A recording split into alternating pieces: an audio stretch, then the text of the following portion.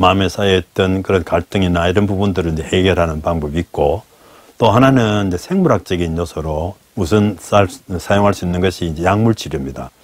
약물 치료는 이제 망상이나 환각이 작용하는 그런 약물 치료도 있고, 또 불안증이나 우울증이나 또 산만한 거라든지, 혹은 또 틱이라든지 여러 가지 치매라든지 이런 여러 가지 부분에 있어서 그런 부분을 치료할 수 있는 그런 약들이 주로 있겠고요. 그 다음에 이제 조금 기계적으로 해서 그 뉴로 피드백, 그래서 그런 경우는 뇌파를 우리가 좀 조절해서 집중을 시킨다든지 또 긴장을 이완시킨다든지 하는 그런 이제 뉴로 피드백 하는 것이 있습니다.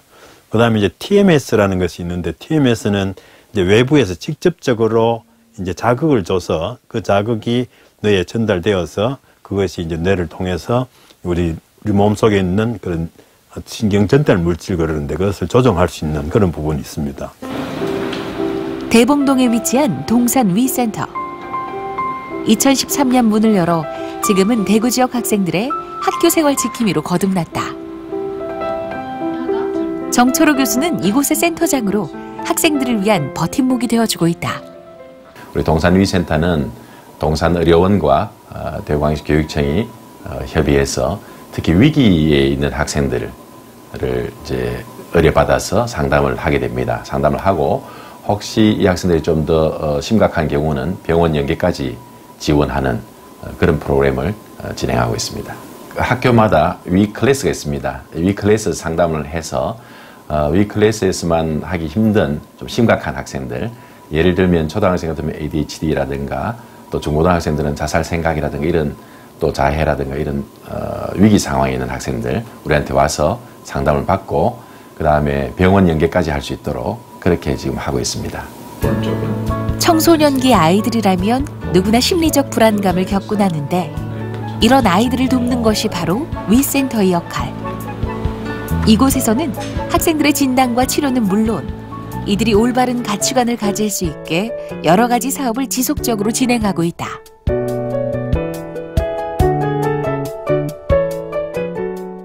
예, 청소년들은 보면 말 자체도 청년과 소년의 복합어입니다. 그러니까 청소년들은 자기들은 이제 몸이 다 컸으니까 청년으로 생각하고, 부모들은 기성세대들은 아직도 어리다 이렇게 생각하듯이 그 청소년기와 중년기에 또 각자대로 이루어야 될 과정이 많은데 그것에서 서로 이제 충돌이 생길 수밖에 없습니다. 그러니까 그런 다른 것을 이해를 하고 그 다음에 이제 기성세대들은 자꾸 본인의 입장에서 이야기를 하는데 청소년 입장이 되어서 경청을 할 수 있고, 청소년 입장이 되어서 한번 배려할 수 있고, 청소년 입장이 되어서 다시 한번 생각해 볼 수 있는 그런 경우를 좀 필요하지 않겠나. 그래서 우리가 개구리 올챙이 시절 모른다 하듯이, 근데 올챙이적 시절을 우리가 생각해서 청소년들 마음을 좀 더 읽어주고 이해하고 하면 아마 소통이 더 좋을 것으로 생각됩니다.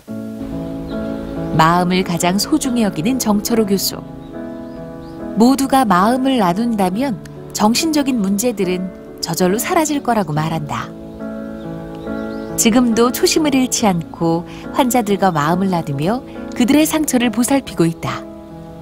예, 기억에 남는 환자분들이 많이 있지만, 그러나 우리 환우분들 중에서 이제 저는 아동 청소년 주로 이제 진료를 하니까 어릴 때 ADHD, Attention Deficit Hyperactivity Disorder라고 주의력 결핍 과잉 행동 장애 아동이었었는데 너무 산만하고 학교 가서 적응을 못하고 문자로 지키고 이렇게 해서 그 학생을 어머니와 또 저와 또 학생과 또 학교 선생님과 또 제가 또 소개해준 공대 교수님하고 이렇게 해서 이 학생이 장기가 뭔가를 찾아서 이제 컴퓨터 하는 거를 잘했습니다.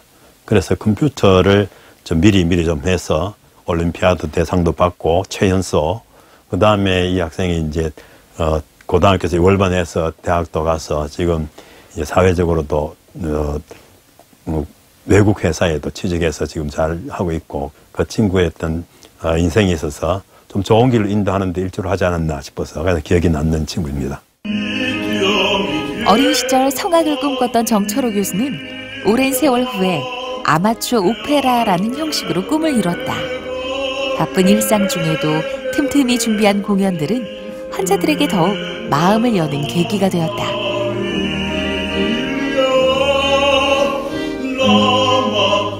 저희가 2006년과 2011년도에 이제 독창을 2번 했는데, 그때 그 선생님이 한번 오페라를 한번 해보면 어떠나 이런 이야기가 있었습니다. 그래서 제가 우연한 길에 아마추어 오페라단 오디션 공고가 있어서 그것을 보고 이제 오디션에 합격해서 그래서 2012년부터 시작이 됐습니다.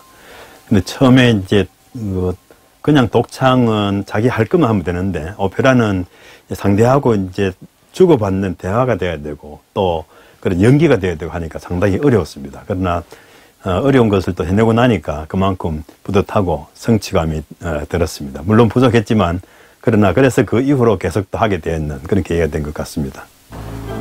노년 생활 취미의 한 가지로 오페라를 선택한 정철호 교수. 건전한 취미 생활은 정신 건강에도 좋은 영향을 준다. 이렇게 다양한 방법들을 통해 모든 사회가 건강한 마음으로 가득해질 그날을 정철호 교수는 기다린다. 우리 정신적인 건강 문제에 있어서 너무 사회적 편견이 큽니다. 그래서 그것 때문에 정신과에 빨리 올 수 없는 그런 이제 일들이 많이 일어나게 됩니다. 그래서 여러 가지 이유가 있겠지만 또 생명보험이라든지 이런 데 또 차별을 둔다든지 그런 식으로 해서 혹은 또 이것이 나중에 직장에 취업하는 데 문제되지 않는지 또 군에 가는 데 문제되지 않는지 여러 가지 그런 문제들 때문에 빨리 찾아오는 경우가 많습니다. 그래서 보통 병 나고 나서 1년 이상이 걸려서 올 수 있습니다.